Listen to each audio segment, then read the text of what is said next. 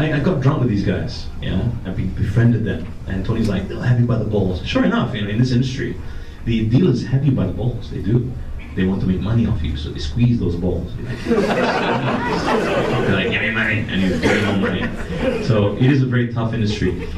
So you really have to make sure that your unique selling proposition is very unique. And for us, it would be the bypass roaming solution. And the fact that we have the lowest call rate. For us, it's a flat 16 cent. It's pretty much the same that you're paying for postpaid, except it's flat. No calling your grandmother at 4 a.m. in the morning and only to 11 friends. Because frankly, who calls their only 11 friends? Most of your calls are outside. No, you don't call your 11 friends, and you don't call your grandma. So all this top stand, hit one, hit this, do that, is just making you jump through hoops. There is a veil through the telco business. In Malaysia, we paid like one of the highest telco rates. We paid really, really high rate. It's like 10 US cent you're paying. We don't realize this. You guys don't know what you're paying for your GPRS. You just pay. It's like a tax. You just pay. Why is Maxis IPO so big? Is it because they're a really, really great company? Yeah, probably a great company. But it's just big because this is like palm oil. Yeah, palm oil was just the commodity. And telco is a new commodity of this century. It's just a flowing river of cash. And if you can plug in, you can plug in. That's what we're trying to do. We're trying to plug into that river of cash. Being an MVNO, it's tough. We're small, but we have AirAsia behind us. We have Tune Group behind us, and hopefully we have the Malaysian public behind us when they realize that we can deliver the lowest flat rate. We don't have a marketing budget of 1 million ringgit per day, but we do have the lowest and the cheapest product. Now, how is it that someone like us, who is new to this business, can come to the lowest rate? It just shows you that Maxis Digital Celcom can do it as well, but they don't want to, because they want to pay their shareholders a lot of money, and of course they got a lot of money to spend on marketing, like $500 million a year, whatever. So you're all getting screwed. This is my top pitch. This is why I came. You're all getting screwed. But that's pretty much it. That's pretty much where I am right now. I'm currently working on my 4th album. I go home after work. I put the kids to bed, play with the kids, put the kids to bed. Play with the wife, put her to bed.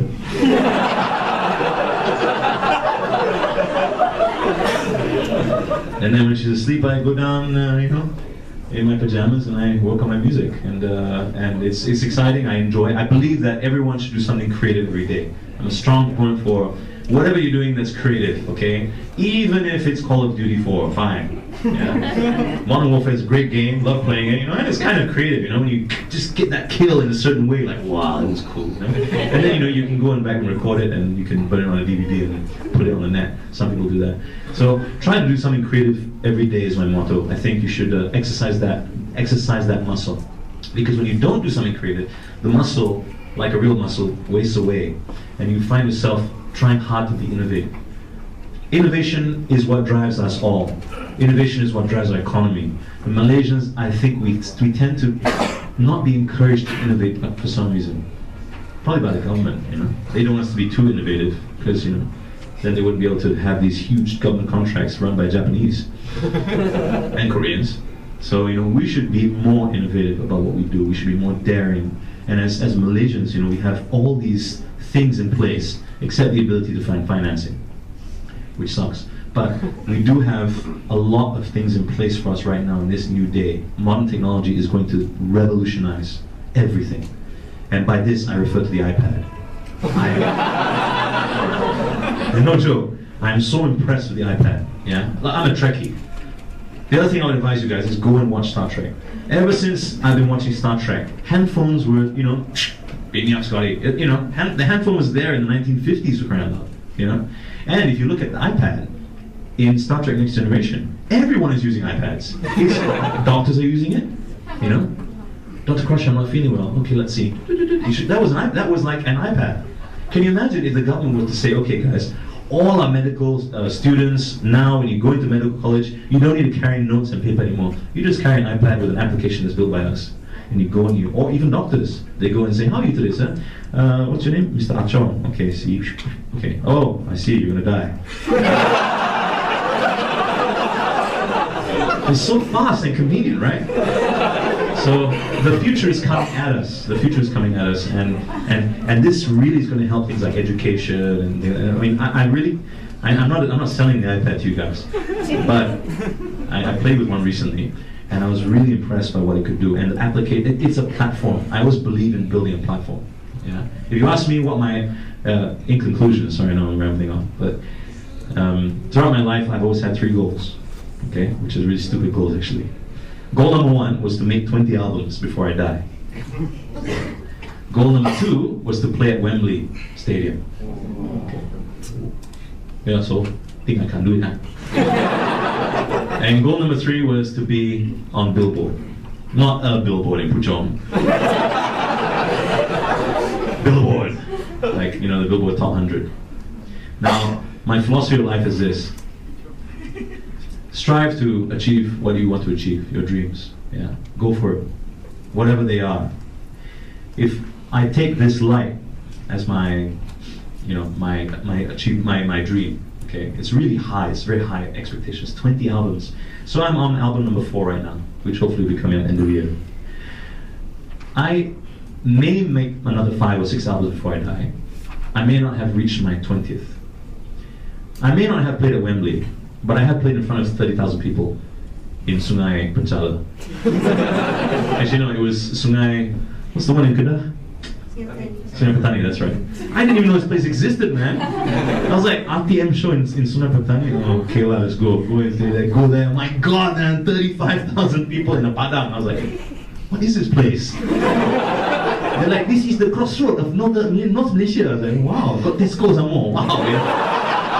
I was really shocked, man, you know? So, I may not have played at Wembley, but I did play in front of 35,000 people. And it's quite amazing when you hear 35,000 people singing your song, albeit in a funny accent. Oh, operator, the last is dates. You know? But I'm not complaining, you know? And the last one, okay, I'm not on Billboard, but not yet. But, you know, maybe I would be on, you know, iTunes top 5,000, God knows what. The point is, you can't get there straight away, so you take a step up there. You build a platform. You get a chair. You stand on the chair. You know, I will illustrate. Yeah. There was no big concert in Malaysia, so I created Rock the World, and that's Rock the World. So I stand on Rock the World, and I try. Okay, I still want to get to my Wembley.